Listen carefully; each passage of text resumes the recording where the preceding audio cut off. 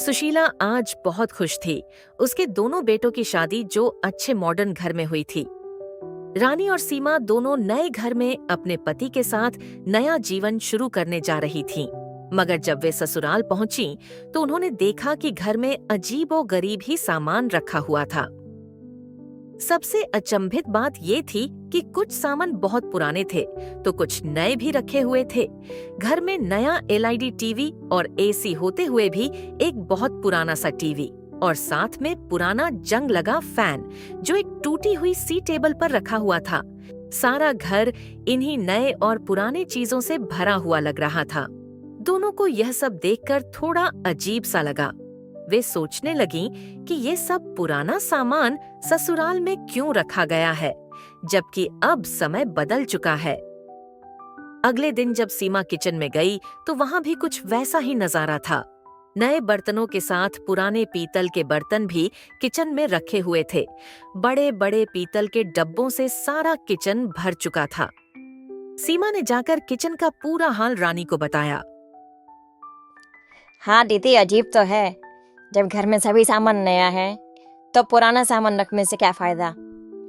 हम दोनों को इस बारे में कुछ सोचना होगा। ऐसे तो इस घर में पैर रखने की जगह भी नहीं बचेगी। हाँ, मैं शाम को माँ से बात करती हूँ। शायद वो हमको कुछ अच्छा उपाय बता सकें। शाम को सीमा अपनी माँ को फोन लगाकर घर की सारी बात बताती है। देखो, अब तुम दोनों को इस घर को संभालना है, तो जैसा तुमको अच्छा लगे वैसा कर लो। आखिर तुम दोनों ही तो उस घर की मालकिन हो। सीमा और रानी मिलकर सोचते हैं और निर्णय लेते हैं कि वह घर का सारा पुराना सामान दुकानदार को बेच देंगे। ठीक है दीदी, मैं शाम को इनसे पूछ लेती हूँ यहाँ पुराने सामान को खरीदने वाला कहाँ मिलेगा। शाम को राजेश और मोहन के घर आते ही रानी राजेश से पूछती है। सुनिए, यहाँ पुराना सामान खरीदने वाला कहाँ मिलेगा? क्यों? तुमको ऐसे अचानक उससे क्या काम आ गया? नहीं, बस यूं ही। देखिए ना, घर में नए सामान के होते हुए भी कितना पुराना सामान भरा हुआ है और ज्यादातर सामान तो टूटने की हालत में है। इस वजह से घर भी पूरा भरा हो रहा है और पुराना सा लगता है। लामी, ये सामान हमारा नहीं है, माँ और पिताजी का है, इसलिए ऐसे ही रहने दो। राजेश की बात सुनकर रानी चुपचाप अपने कमरे में चली जाती है। अगले दिन रानी ये सब अपनी बहन सीमा को बताती है। रानी, तुम चिंता मत करो। कल माँ और पिताजी दोनों बैंक के काम से शहर जा रहे हैं। शाम तक ही वापस आ पाएंगे। सीमा की बात सुनकर रानी सोच में पड़ जाती है। फिर सोचती है, ये तो पुराना सामान है, हम इसका करेंगे भी क्या? आखिर घर में अब हमको ही तो रहना है। अगले दिन दोनों ने एक दुकानदार को बुलाया और उसे सभी पुराना सामान बेच दिया। दुकानदार खुश हो गया और उसने सारा पुराना सामान सस्ते में खरीद लिया। अब घर में नया और साफ सुथरा सामान था, जिससे रानी और सीमा बहुत खुश थीं। शाम को माँ और पिताजी दोनों जब घर में आए तो उन्होंने देखा सारा घर बदल सा गया है। एक पल के लिए उनको लगा कि वह दोनों गलती से किसी दूसरे घर में आ गए हैं। अब घर में सारा सामान नया था। पुरानी टीवी, पंखा, बर्तन सभी कहीं भी नजर नहीं आ रहे थे। थोड़ी देर बाद उन्होंने सीमा से झिझकते हुए पूछा। सीमा बेटी, घर का सारा सामान कहाँ है? पिताजी, सभी सामान तो घर में ही है। आप क्या ढूंढ रहे हैं? बेटी, हमारा पुराना सामान दिखाई नहीं दे रहा है यहाँ। माँ देखिए ना, अब कितना अच्छा लग रहा है। सब कितना साफ सुथरा और नया लग रहा है। पर हमारा सब सामान कहाँ रख दिया है तुम दोनों ने? माँ जी, वो सामान तो बहुत पुराना था, सब टूटा हुआ था, इसीलिए हमने सारा पुराना सामान दुकानदार को बेच दिया है।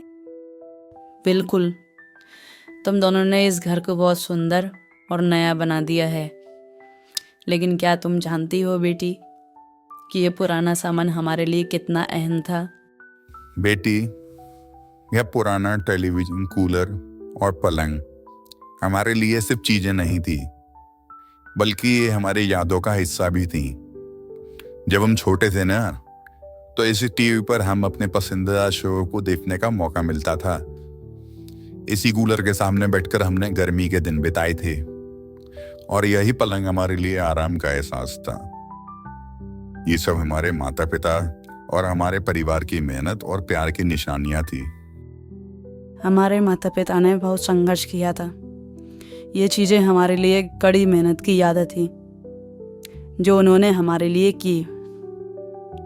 हम नहीं चाहते थे कि तुम लोग इन्हें फेंक दो, लेकिन अब हम समझते हैं कि नए जमाने के अनुसार बदलाव आना चाहिए। रानी और सीमा थोड़ी चुप हो गईं। उन्हें अब यह समझ में आ गया था कि पुराने सामान के पीछे सिर्फ धूल और घिसावट नहीं थी, बल्कि उन सामानों के साथ जुड़ी हुई यादें और प्यार था। वह दोनों सास ससुर के पास गईं और बोलीं, माँ और पिताजी, हम दोनों को माफ कर दीजिए। हमें नहीं पता था कि ये सारा सामान आप दोनों के लिए जीवन भर की पूंजी है। माँ और पिताजी दुखी मन से अपने कमरे की ओर चले जाते हैं। सीमा दीदी, आज हमसे बहुत बड़ी गलती हो गई है। हमने अपने माता पिताजी का दिल दुखाया है। हाँ रानी, हमने माँ और पिताजी के साथ आज बहुत गलत किया है। अगले दिन सुबह माँ और पिताजी अपने कमरे से निकलकर हॉल में आते हैं। दोनों हॉल में रखे अपने पुराने सामान को देखकर खुश हो जाते हैं। बेटी, ये सामान तो तुमने बेच दिया था ना? हाँ पिताजी, पर कल इस सामान की अहमियत जानकर हम दोनों रात भर सो ना सकी।